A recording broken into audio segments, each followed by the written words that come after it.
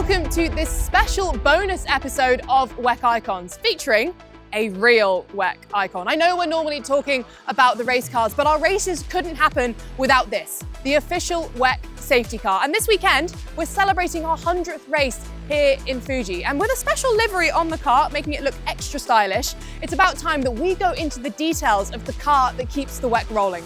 So let's get into it.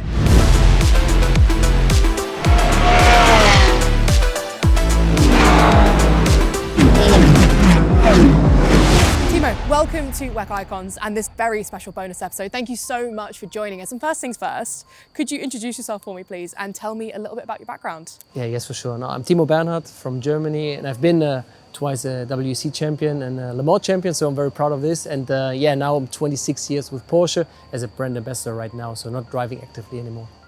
That means you know your Porsches. I know the Porsches, the 911 especially, and here we have a wonderful model. Tell me a little bit about it. Yeah, well, we have the 911 Turbo S, which is a top model in this range, 650 horses, obviously a 6-cylinder boxer engine at the rear, which is typically for a 911, and the top speed 300 tops, which you need to have, to keep up with the crowd, with the racing cars, as a safety car. So the car needs to be fast, and this is what we deliver.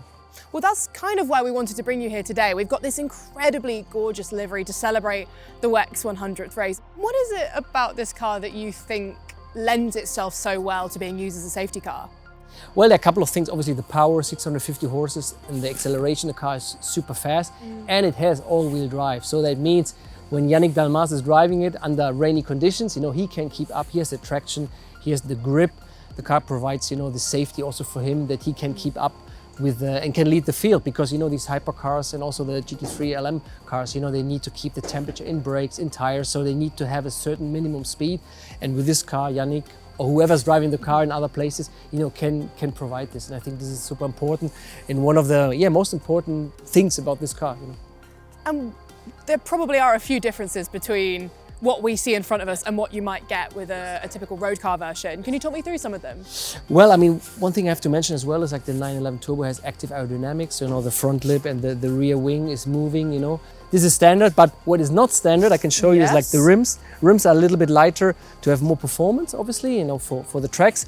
And something you can see, the light LED segment. Very obviously, important. Yeah, this is what we need, because otherwise, the drivers, they don't know when the race is, when is safety car, or, if the race is again, safety cars coming to the pit. So this is obviously very important for having a safety car.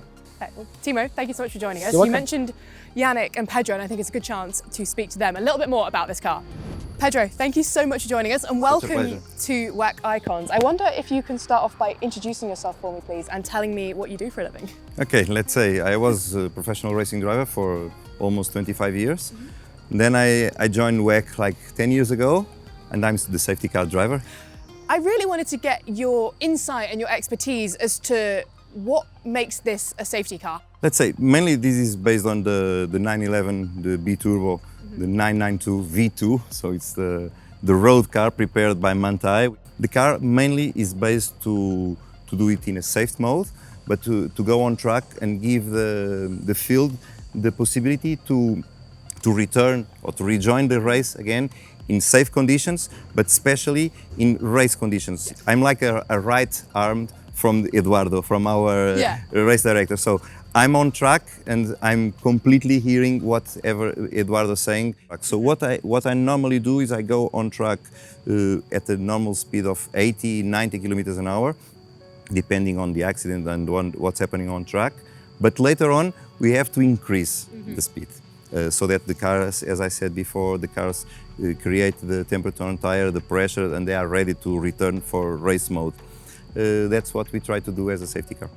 And you're given tools in the car to help you communicate with race control and to make sure everything's been handled correctly and in a safe way. What tools have you got in the car to help you with that? Mainly we have the marshalling system, which is exactly the same as the race drivers have. With the marshalling system, we can see whatever is happening on track, the flags, any special message, any information that the race director wants to send to the driver. Then we have the lights, of course. The most important is the lights, is the orange light, the green light when it's necessary to give permission for a driver to overtake us, but mainly is the red or the orange light And apart from that, we have, of course, a lot of small issues, as I told you. We have the roll cage, we have braking system, we have the suspension, we have slightly things on the engine, but it's a very similar car to the road car, of course, prepared and to give that extra power. And I noticed that you have an intercom in the car for you to speak with the other person in the car. Who is it that will normally be in the right seat, and what will you guys be communicating with each other about? Actually, we have 3 intercom. Ah, okay. I have my radio direct to the race control. I have a backup portable radio that it can be on the same channel, but I normally go on race control mode, so I can hear all the race control communications to the drivers, to the wall, let's say. And then we have the observer. The observer is someone normally from the circuit. It's from a resident from the country, so he speaks their own language. It's not so difficult when we are in England, for example, or in Portugal, but of course in countries like Japan, if I have to have a small conversation with one of the marshals, quite urgent, without having the help from race control, I need someone to help me. And so that's why it's so important to have an observer, a resident from the circuit that knows the circuit, knows the language, and of course knows all the procedure. Normally, it is a safety car driver from the circuit. So Pedro, my final question to you. What is your favorite part of being a safety car driver? The one that most likes, or that I most like on this championship, is to be part of the race.